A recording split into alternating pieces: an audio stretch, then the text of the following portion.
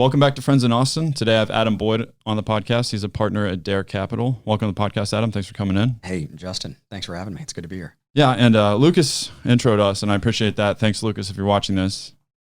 And if you guys, I'm talking about the founder of Hometown Hero, which is a local vapor CBD company. Well, they're in many stores now, not just local. Yeah. So, Adam, can we talk a little bit about, like, this seems like a dumb question, but like, what does it mean to be a partner at would you call it, it's an investment firm, right? No, that's, and that may be just a misnomer in terms of how the name is understood, but we're, you would call us a short-term lender. Mm-hmm. We're not a payday lender. We're not what's called a merchant cash advance, which we're actually not big fans of, and I can explain what those are. Yeah. But what we do is we work with small businesses, and by small, I mean, it could be a $50 million a year company, but in the world of business, we consider those small, right? And what we do is we provide working capital to those businesses. So they're trying to make payroll, or they're trying to lay out money for inventory or to take on new projects.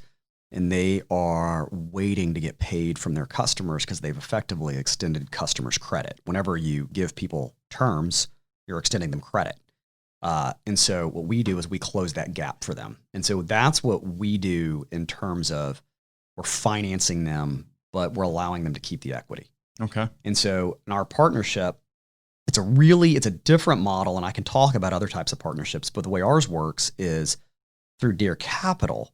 What people are allowed to do is come in and they are able to bring opportunities or deals to the table. They're able to go find small business that needs working capital. A bank has said, you're not a fit for us. You don't check enough of the boxes. It's not secure enough. We're not going to lend to you. The bank's told them no. Someone else could bring it to the table. And what Dare could do is Dare can underwrite that, and this person and Dare can equally put up money to invest and finance this company.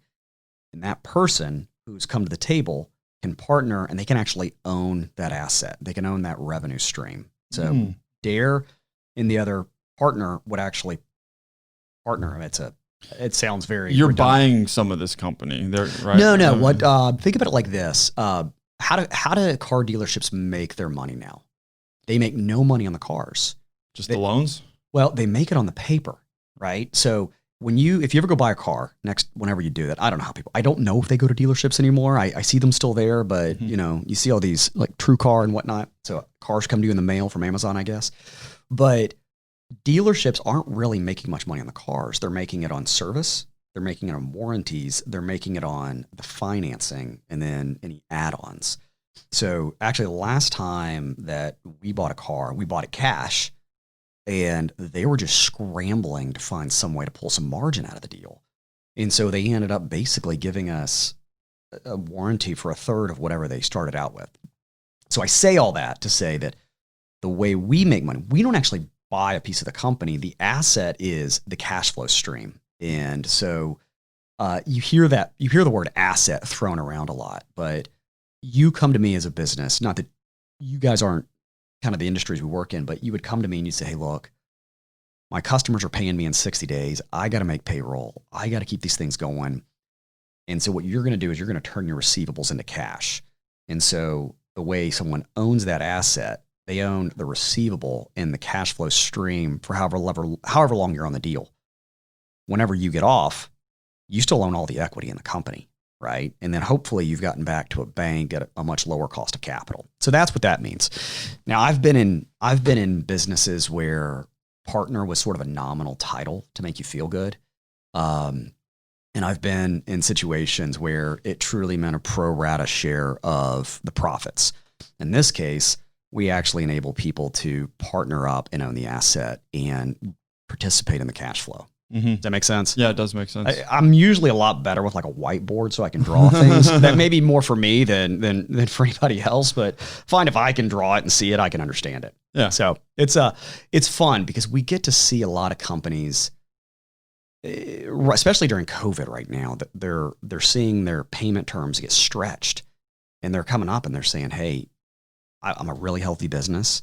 I haven't had any challenges, but now that need some help, I'm going to the bank and they're saying, hey, there's not really much we can do for you right now. Maybe they're drawing down on their line of credit and they're coming to groups like us and we say, hey, look, we'll see what we can do for you. And so we take the receivables, which is typically it's the current assets on the balance sheet, and we're able to turn that into cash for them. So that's what we do.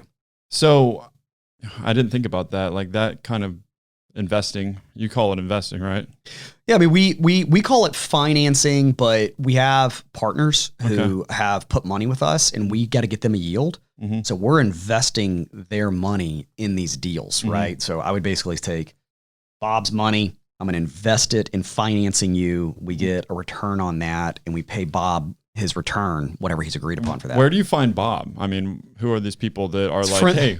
Yeah, there's friends and family. There are what you call like micro cap funds, and I'm going to get out of my depth real fast here, but there are people who raise money from different investors, and those folks want to put their money out for a year or less. Sometimes as short a term as 30 to 60 days. And so they are looking for people who want to do that. Now, we go to friends and family. Then there are other institutional groups we could go to as the number gets bigger, right? So getting a few 100,000, $500,000, $1 million, $2 million, that's one thing.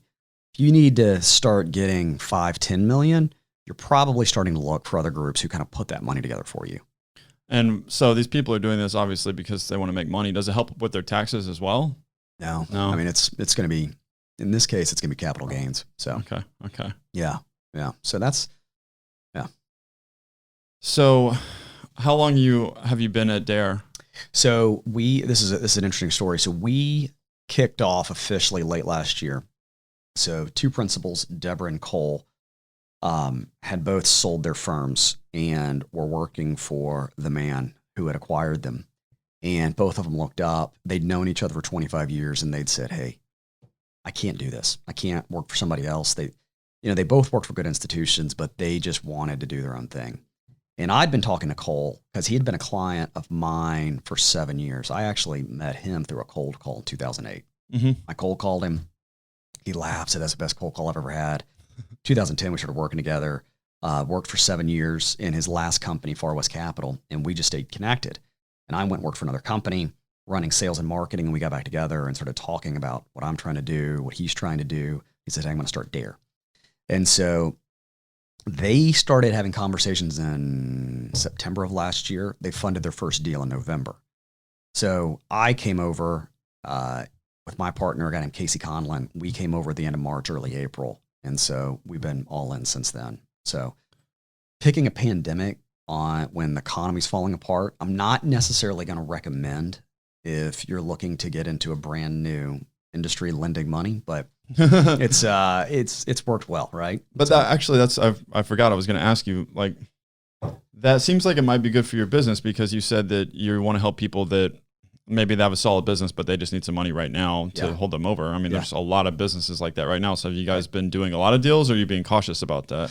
Well, whenever you lend money, you've got to be cautious in the sense that you've got to make sure you cross your T's and dot your I's because you can lose your shirt fast.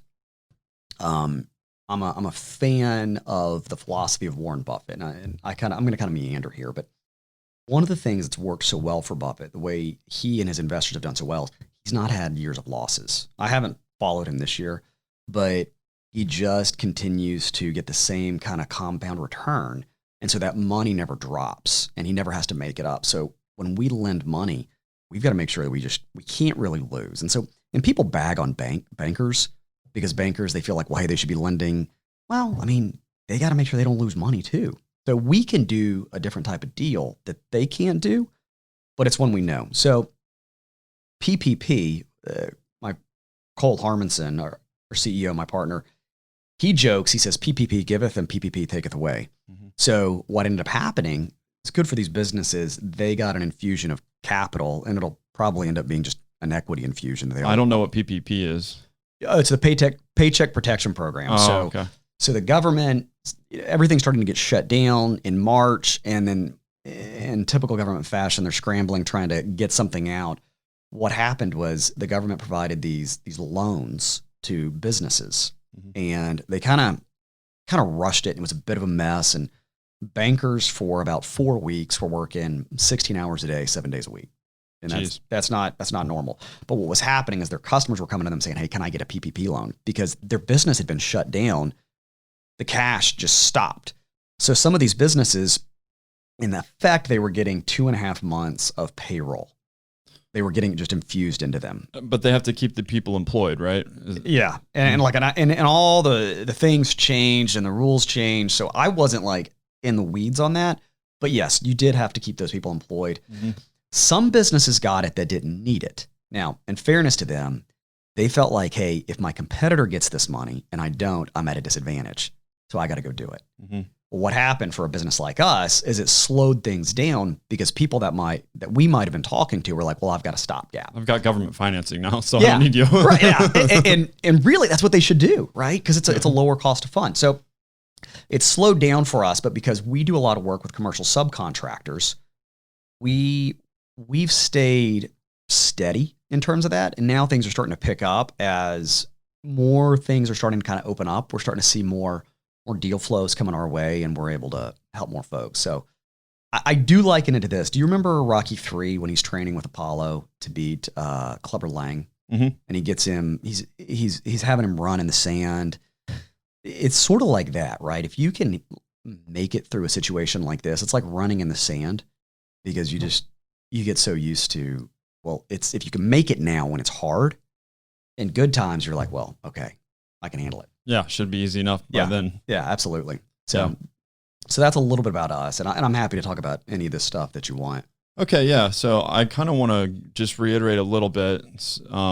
You're and I can't call it's more of a financing firm. Like we're what you call a non-bank lender. Okay, non-bank lender. Right. Okay. And they're all over the place. There's some that just finance SaaS companies, which you're going to be familiar with. Because a lot of SaaS companies, they go to banks, and the bank's like, what am I going to collateralize against? Your code? They don't have a building, like a manufacturing facility for them to collateralize. So what happens is these non-bank lenders have come up, and there are actually some banks getting into this, and they're like, well, we understand recurring revenue. We get their business model. We'll lend to tech companies. So you're starting to see some of that, but the non-bank lenders are the ones who kind of started that. Okay. And so we're a non-bank lender. There are companies that do equipment finance where they'll help a business finance the acquisition of a piece of equipment, whether an MRI or some big machine that goes into a manufacturing facility. But banks will do that stuff as well too sometimes. You just got to find the right one. So there's a whole world of non-bank lending that's a good option for businesses that can't get bank financing but don't want to sell equity, or maybe can't sell equity. So makes sense. So, I mean, when I think about investment, I didn't know about non-bank lending, but I think about like you got angel investors, which is just individuals that want to maybe take a gamble. And then you got a venture capital firm, which is basically a collective of investors that would probably fund a startup. But the difference here, I feel like, is you're usually funding businesses that they already have revenue. You're not funding startups. Right. You're not. They might be young, but they have some revenue, right? And so if you think about this, venture capital likes businesses that can really explode. Okay. The unicorns is what they call them. They're making 10 bets, and one of those bets is going to make up for all the losses of the others. And then you think about private equity. They like businesses that typically are a little more mature. They've been around, they're established, they've got several $1 million of earnings, and they're looking to put some debt on that company, take a large chunk, usually a controlling interest in the business, and they either want to be patient and just kind of let it grow organically and harvest the cash flows, or they want to pump it up and sell it, right? Either to another PE firm or maybe go public. For some businesses, those things may never really be an option, but they could be really good business for the entrepreneur. So if you think about a lot of work we do in construction, you're not going to scale a construction company. I mean, there are some really big ones, but you're not going to scale your masonry company to be $1 billion national business. It's just, the fundamentals of that business just don't do that. Mm-hmm. You think about consulting firms can get really big, but you don't think about those as something you typically want to invest in and flip, right? Distributors, wholesalers are very similar. They can be really good cash flow businesses, but at a certain point in their life, they're trying to get traction. They're doing, well, I'm just making up numbers. They're doing 2 million and they want to take on a job that's going to double them. Well, they may need to have a cash infusion to kind of manage that growth and take it down. But selling equity is never going to make sense because a savvy investor is going to be like, well, how am I ever going to get a really good return? There are exceptions for anybody watching. You are much smarter. Trust me, you're smarter than I am. But a lot of times you just kind of look at, all right, historically, certain things just don't do that, right? Yeah. SaaS businesses know typically we're going to lose a lot of money for a while, which is why they need typically upfront investment. And then they're going to flip it. The cash flow is going to go like that and they're going to sell, right? Some of these people start businesses. They're like, I just want to keep a good business for a long time. So non-bank lenders and banks can be really good options for those folks. If banks can do it, do that. If you can't, you get a non-bank lender to kind of work in there. Why would you prioritize a bank? And I'm also wondering, like, I mean, what kind of businesses do banks loan to? I mean, probably similar to what you described, you know, I mean, obviously, but like, yeah. Well, you think straight down the fairway, standard businesses, banks are looking typically, and I didn't come out of banking. So any bankers watching this, you can call me later and you can correct me, but they love real estate because real estate is this tangible, physical thing that you can look at. It's, you know, it's like you got a building. I understand that. We can easily value that. If we had to take it, we could, and we could sell it, right? So a lot of times banks want people to come to the table with real estate or cash. Definitely want, if you're an operating business looking for a line of credit, they typically like to see, hey, these are the past few years of your performance that we can look at and feel comfortable with. But manufacturers, you know, just think of like we're so accustomed to thinking about tech as business now, right? Everything we read is typically it's SaaS, it's tech enabled. But that's been a harder thing for bankers to get their heads around because it's not this tangible thing, right? What are you going to do, go claim a piece of code? Yeah. What are you going to do with it now? Like Bobby in underwriting doesn't know what to do with that. So they're starting to kind of dip their foot into tech, but I'm a fan of going to get bank money if you can because it's less expensive than your alternatives. The problem it may put on you is it may be more restrictive, right? You know, there are businesses that have 1 or 2 customers. And that for a bank is like, well, that's a concentration risk. So they may be okay with it. Most of the time they're typically not going to be. And so what they do is they say, hey, this is a little too risky for us. Mm-hmm. So that's where a non-bank lender may give you some flexibility and allow you to grow until you've diluted that concentration and then you graduate to a bank. Gotcha. Make sense? Yeah, it does. So what is your background then? So your background's not in banking. But, no. So interesting story. It's sort of this like, it's not this heroic, but sort of this Lord of the Rings journey from the Shire to, I guess I'm in Mordor. I don't know. But I came to Texas to coach high school football and teach English. Mm-hmm. So like if you want to jib on postmodern critical theory, I actually studied all that stuff like way back in the late 90s, early 2000s. So I went from there into the nonprofit world and then went to business school here in Austin at a place called Acton. And Acton gave me a crash course in finance, accounting, the basics of the business, right? So I'm not going to get into stuff like regression theory, but I understand free cash flows and unit economics. And I just keep it really simple. As Jimmy Buffett would say, like between the navigational beacons, I can play in that space. Sales, ops, I understand it. Mm-hmm. So I spent 9 years consulting with small businesses and really working with them to grow sales. And then I went into a client's business that they did voluntary benefits, but they also kind of had this advertising play. And that business was growing and trying to figure out what. And so I ran sales and marketing there. But again, because things I learned in business school and then having consulted, I was always trying to think about the economics of the business. And then even now, my focus is more of a sales business development focus, but I'm able to read the financials and understand those and pull those apart. So I come from more of a sales background with marketing kind of being layered on all the time. Gotcha. Yeah.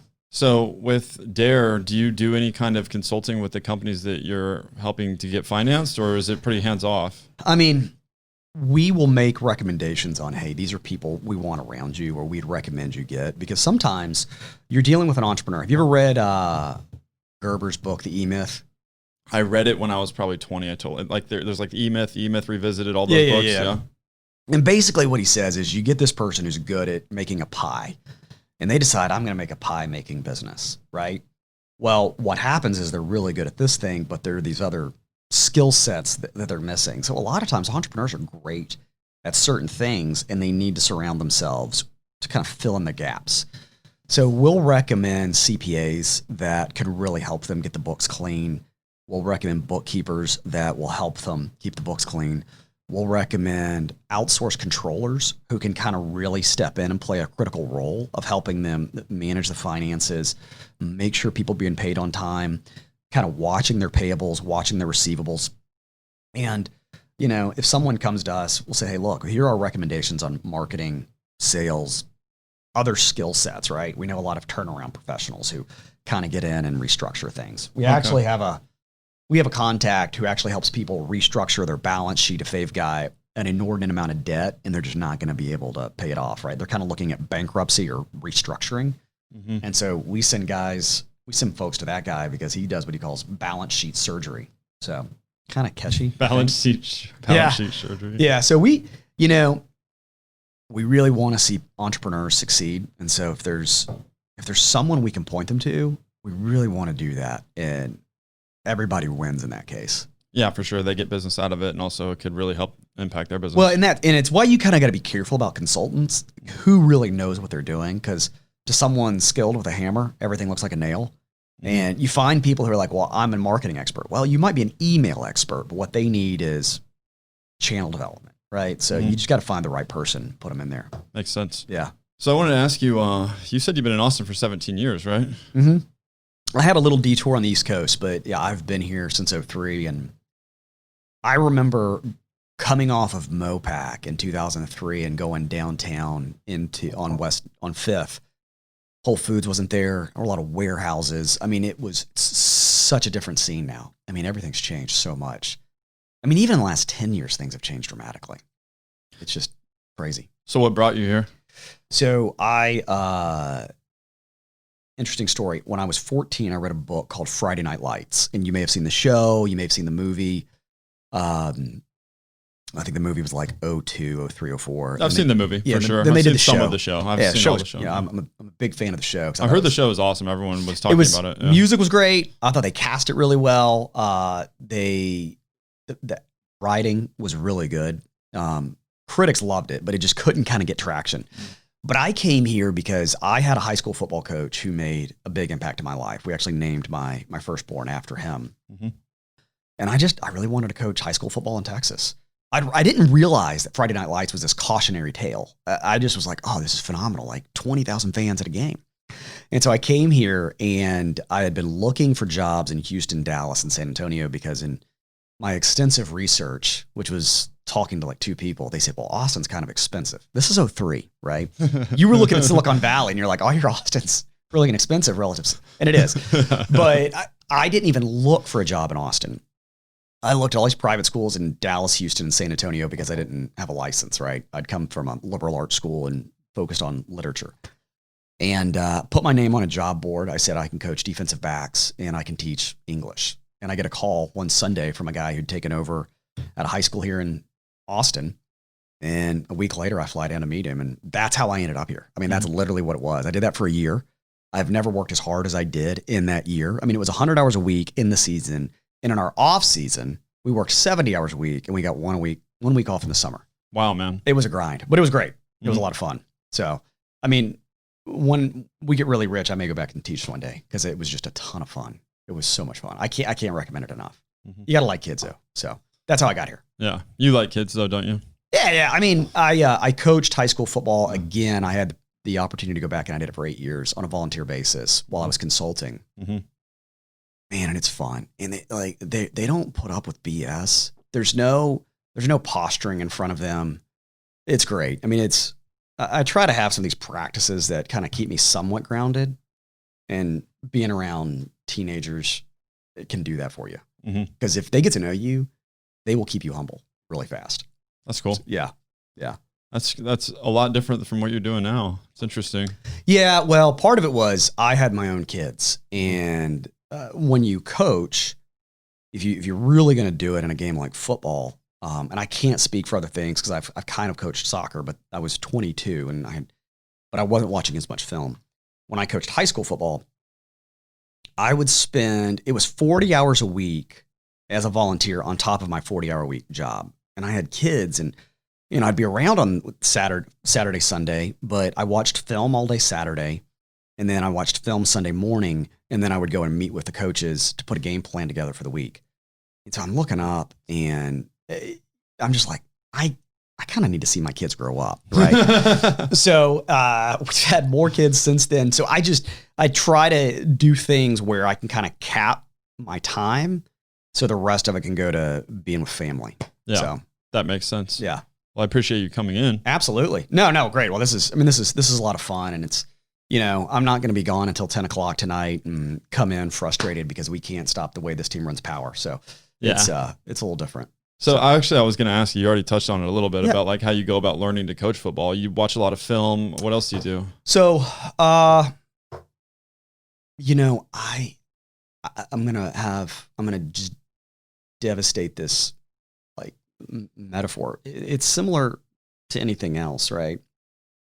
You just get in and do it. So I played growing up. Like, you're a musician, right? You just, at some point you picked up, started playing. So I played the game, and then I got hurt in college. And so I worked alongside our coaching staff, and kind of learned from them. And then frankly, I just went in and started coaching, right? And there were older people who kind of mentored me. So, you play, right? You maybe get somebody to teach you initially, and then you start teaching music would probably be a different deal than playing it.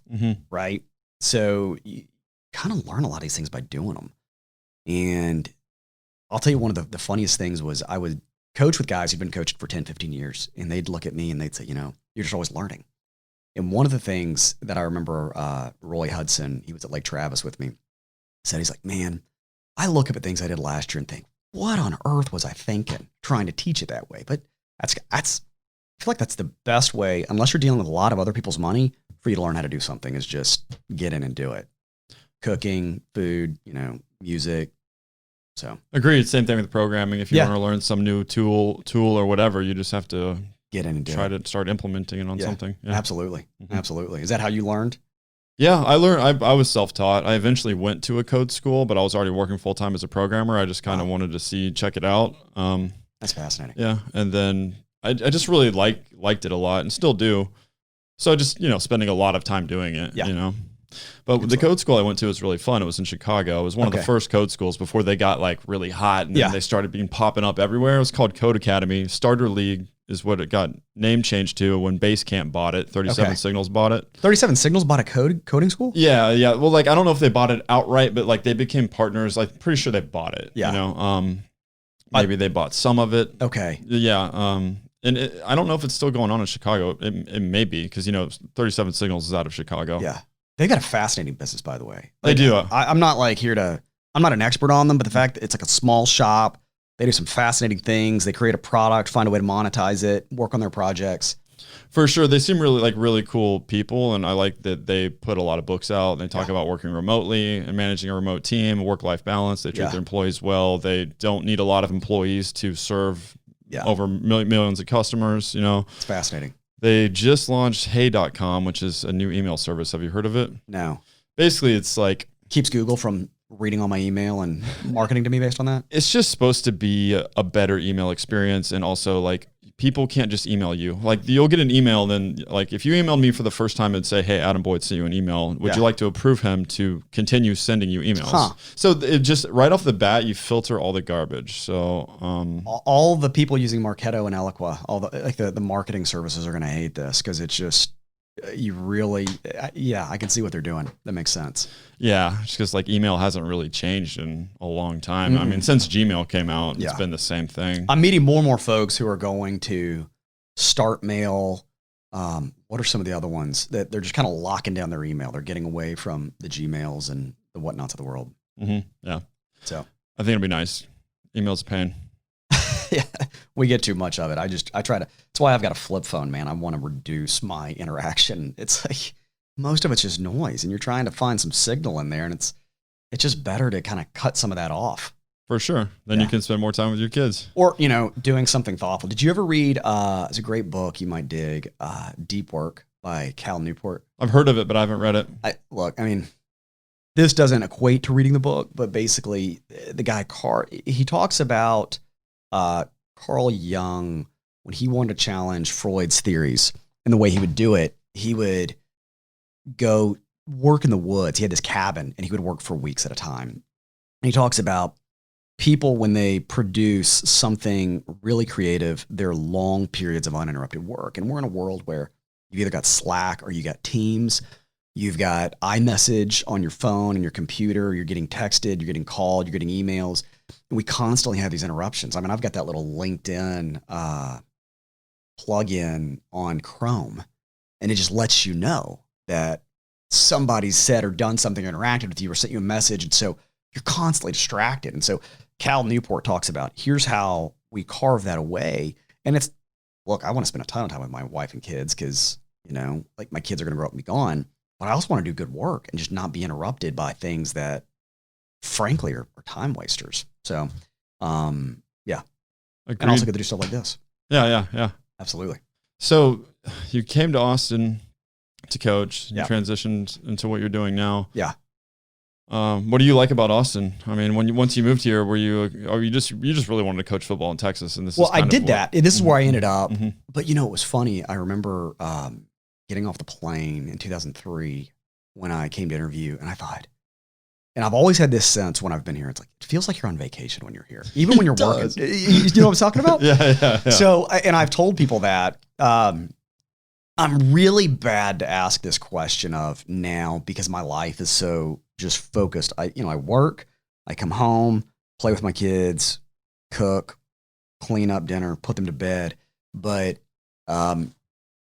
there's good coffee, right? There's some good restaurants, but the restaurants I think of aren't the ones that hip people think of. I like places like Hat Creek Burgers, where I can get a good burger, sweet potato fries, and get my kids a milkshake made with ice cream. My wife can get a good beer, and they can play on a playground that's enclosed, right? That's awesome. That's how I kind of view things. Like I love, there are a couple good donut places I can take my kids. My wife likes Summer Moon. Mm-hmm. So those are some of the things I love. You had asked, we had talked about some things I dislike, and there aren't a lot of things that I'm just going to complain about, period. But people fail to realize how hot it is here in the summer. They do. It's like, I think what happens is people come visit in the spring or the fall, and they're like, oh, this place is awesome. Yeah. They don't understand it's like 105 for 100 days. You can't keep your grass alive to save your life. No, the water bills are insane. No. But I love Austin. I kind of like that it's a neat intersection of all sorts of cultures, right? We can you were talking about the ag app, cattle, right? Mm-hmm. I can get out of here in an hour. I can be on a ranch buying grass-fed beef, right? I can get to San Antonio in an hour. I can be in the hill country in 45 minutes. There's a lot of really cool stuff around for sure. And even in Austin, a lot of it intersects, and you meet fascinating people. Mm-hmm. I'm sure you can get that in a lot of cities. It's just this happens to be the one we're in. Mm-hmm. Yeah, I'm going on a road trip actually soon. I'm going first to Denver and then to Idaho to see Yellowstone, and then up to Missoula, Montana. That's awesome. Yeah, then down, we're going to Whitewater Raft, then going to Salt Lake City, Utah, and staying with a friend that used to live here. How long are you going to be in Montana? I think 3 days. Okay. Yeah. I would. Have you ever been to Glacier National Park? I watched a YouTube video on it that was 15 minutes yesterday, like of them showing it. It's phenomenal, man. We were up there last year, and I think it's. Don't quote me, because being in Texas, it skews your perception of size. Montana's a big state. I think it's a couple hours north of Missoula. Mm-hmm. Man, it's breathtaking. So, did you walk around and like pop out that little tunnel that Like they blasted a little tunnel in the No. rock? So Yeah. what happens is that's only open like 2.5, 3 months a year. So we went in October and they had already shut down half the park. Oh, wow. And they closed that road because of snow, and Mhm. I guess they don't want anybody dying. Yeah. Makes So, sense. Yeah. Yeah. So I realized I was talking about great coffee, and I've got grocery store coffee right here. So, but I'm a big fan of the Austin coffee scene. So music, I used to really go see a lot of the live music, but I'm very boring now. Right? So, like Friday nights got me watching Mulan with children. So Doesn't sound too bad. yeah. So actually, I mean, how do you balance your family life with work? You just keep it pretty simple? You know, I think there's a lot of, you and I talked about this a little bit. There's a lot of belief that, I'm going to put off family up until this point. I'm going to do all these things. And I don't think that's wrong. I had a good friend of mine who, he just kind of had this mindset. It's like, man, just have a family and just do it and bring them along for the ride. So, the answer to your question is you just kind of edit out everything else that doesn't really fit. So if you were to say, hey, what are your hobbies? I would just laugh, right? Because it's like, I work out, right? And kind of like you, I've kind of converted part of my home to do that so that I save the time going to and from the gym or waiting on a piece of equipment. I've got a little garden at our house to grow a little food and putz around in.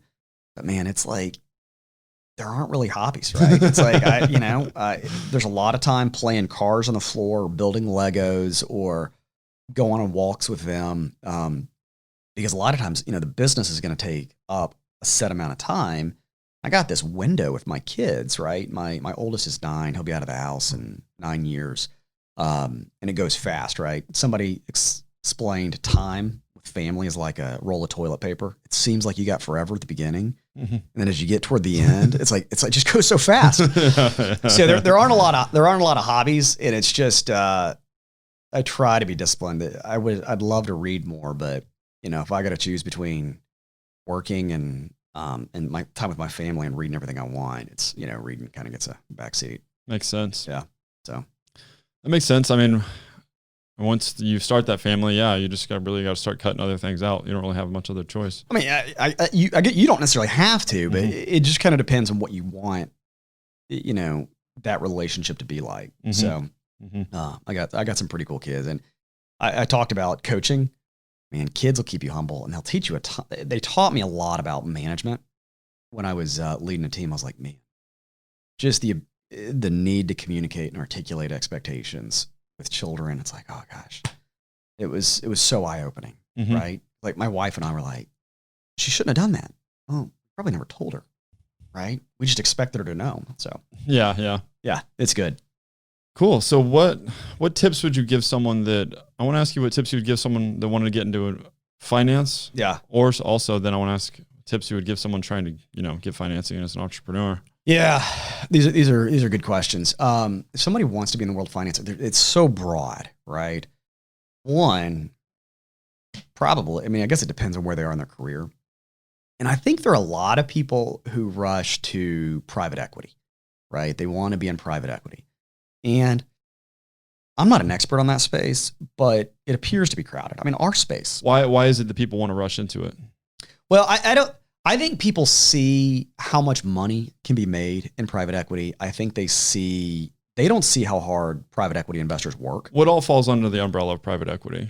Private equity is usually, I'm going to say you're going to have a lot of family offices, and you're going to have individual, like teams of investors who've raised a fund, and they're looking to buy rarely an early stage company, right? They're looking more to take large equity positions, usually controlling interest, in something that is more mid-growth, right? So if we think about the growth stages of a business, early on there's a ton of risk. Something that's really proven itself, and an owner's looking for an exit, or an owner's looking to take some chips off the table, private equity is really good for that. And so they're usually looking for large investments of, typically, and this has been my experience, $10, $20, $30 million or more, right? Okay. They want big chunk. They want a controlling interest. And so I think people they don't realize, for a lot of PE shops, how many hours they work, how many deals they look at, how much is on the table in terms of risk. They just see, hey, it looks glamorous. I'm not dealing with the headaches of managing people. And I think they see a lot of upside, but they don't see all the other work. But people kind of want to be in that space, and they don't realize that there are all these other ancillary niches, whether it's lending to SaaS companies. There was a group we've talked to.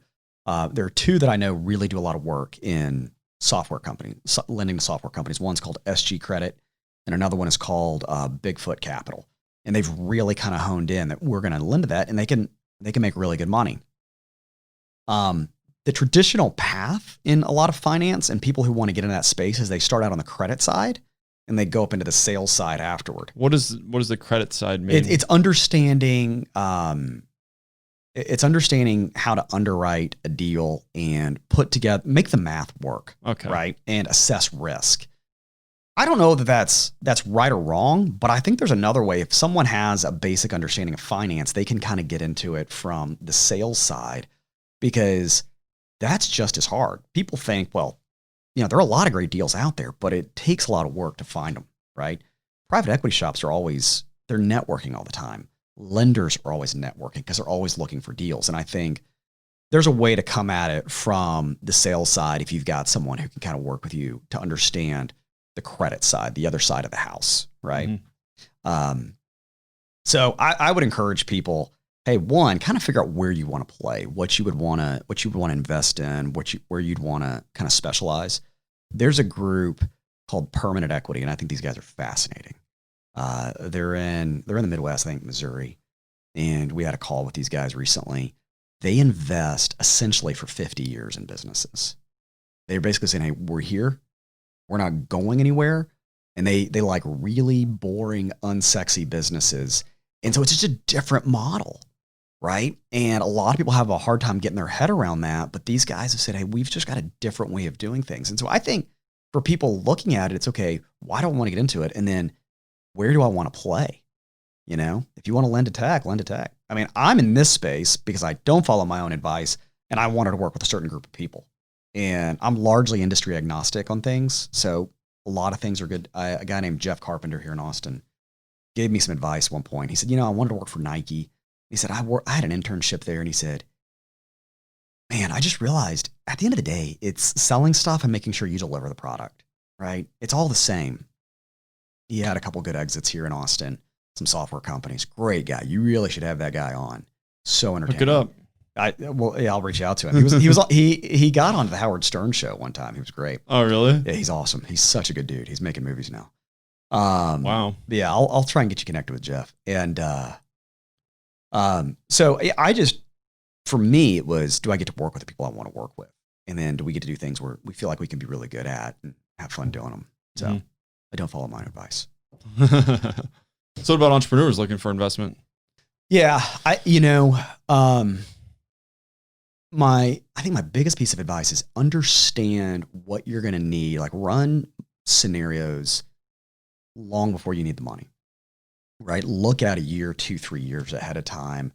So you have started to do the homework on what your options are, because you're going to need to know. You don't want to be in a situation where you need money and you don't have options, right? You want to be in a situation where you know what the options are. You've researched them. You know where to look, who the trusted players are. You can build a relationship with someone, because a lot of times a relationship will change the terms of the deal, right? It'll change the interest rate. It'll change how restrictive they are. But I would encourage entrepreneurs, if you think you're going to need to raise capital or financing in some form of debt, start looking at least 12 months out before you actually think you need it. And that's hard for a lot of people to do, because a lot of them are all go, no quit, right? It's like, I'm just going to go. Well, this is one of those things that you don't want to end up selling a piece of your business if you don't have to, or getting into a really restrictive debt instrument that may keep you from growing the way you want to, not give you the freedom you need. That makes sense. Yeah. So, and some of the things for them to think about when they're looking at it are, does this enable me to grow the way I want to? Does it allow me to get business that I wouldn't have gotten otherwise? And does it work for what I need it to? So a lot of people look at price, but you also need to look at, all right, flexibility. You need to look for terms, right? So it's kind of this moving puzzle that they kind of need to put the pieces together and figure out, right, what do we really need, right? So makes sense. Yeah. How did you meet Lucas, by the way? Lucas is a great story. So this guy, I think he's so fascinating. I just love his energy, his personality. He had moved to Austin. I think he'd been in Florida, but I can't be certain. I remember looking him up when he called in to our firm. I was with a company called Market Sense at the time. These guys are still around. They're doing good work around sales consulting and training. And I had been working there for several years. I think he calls in. He had been exposed to a similar shop in, I think, Florida. And he said, hey, I want you to come out here. Here's what we're doing. We're a vape shop. I need some training for my sales guys. And I'm thinking, oh man. And he's kind of this, if you don't know him initially, you don't realize how warm and awesome he is, but he kind of felt really forceful. I was like, is this guy serious?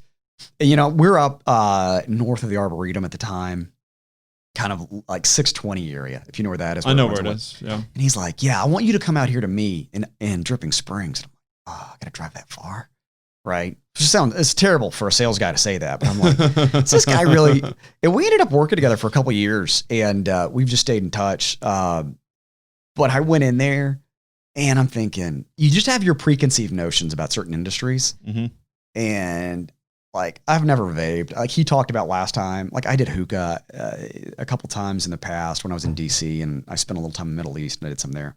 Mm-hmm. But I just thought, this guy and his butt, like the guys he works with, that's just a fascinating story. How they've kind of put that thing together, the way they work together, the way they've split equity. They're all in, right? Mm-hmm. They're all self-taught in the stuff they do, and they got a great business. So yeah, that's cool. Mm-hmm. Yeah, I'm a big fan. What were you doing in the Middle East? Just hanging out? This was, it's one of those things you drop and you're like, oh man, I just opened a can of worms. I've never worked for the CIA, so let me just put that out there. I did some nonprofit work in DC, and one of the things that we did is we went to different parts of the world just to kind of be immersed in that culture. I had some friends who went and spent a lot of time in South Africa, and they kind of saw some of the things that were going on down there post-apartheid, and in terms of reconciling a country that had been really just torn apart by racial conflict. We had some friends who went to Nepal, and they kind of saw what caring for the poor looked like. And I spent some time in Lebanon. This was interesting. This was in 2005, right after the former prime minister had been assassinated. And a buddy and I were there to kind of work with this group that served refugees, and they cared for the poor. There was a ministry component. There was a service component. We actually studied Arabic a little bit, which is exhausting. Interesting. It's a tough language to learn. So that's my story. Yeah. Yeah. Fascinating. Yeah. Really so that was a good experience. That was great. I mean, and it was just, it changes your views of things, right? You just realize how complex the world is, right? We have these narratives right here that, you're on this side or this side, and you get out of that and you're like, I think things are a little more complex. Mm-hmm. Right? Mm-hmm. Lebanon's got a fascinating history though. So it's really this cross section of Europe and Asia right there, Mm-hmm. So what is it about their history? Oh, I knew you'd ask that. So they are, the last, Friedman, Thomas Friedman, World is Flat, one of his first big books, the thing that kind of put him on the map was From Beirut to Jerusalem. Great book. If you haven't read it, read it. But it talks about kind of the war in Lebanon, which sucks, terrible. But before that, he kind of got into, it was sort of like the Las Vegas of that part of the world for a long time. Oh, really? And then, you keep going further back. It's this ancient civilization, right? Like it's referenced by Solomon, he brings cedars from Lebanon to build his temple. But you get into just how beautiful and opulent this place was in the 20s and the 30s and the 40s. And then but it was pulled apart by a lot of religious conflict. And then, where it sits, nightmare, where it is in the world. So, well, we are about out of time here. Is there anything else you want to talk about? No, man, this has been a lot of fun. It's, I know people talk about these things that I'm going to say and I hate are like unprecedented, new normal, crazy times. I'm over that, but I just have a lot of compassion for the people who are dealing with insanity right now. And I just want to encourage folks to kind of just keep plugging away and get dialed into community. I guess that's my public service announcement because it's, you know, you and I have talked, like, it's really hard just to do this thing alone. So yeah, for sure. Sure. Community is important. People need it. Oh gosh. So especially right now, right? Where they're kind of isolated and they're in these homes and they're probably watching too much, either CNN, MSNBC, or Fox News. And it's making them think that the world is ending. And it's all toxic. It's not. Yeah. Just cut that stuff out. So for sure. Good. Well, thanks, Adam. Appreciate Absolutely. it. Thanks for having me, Justin.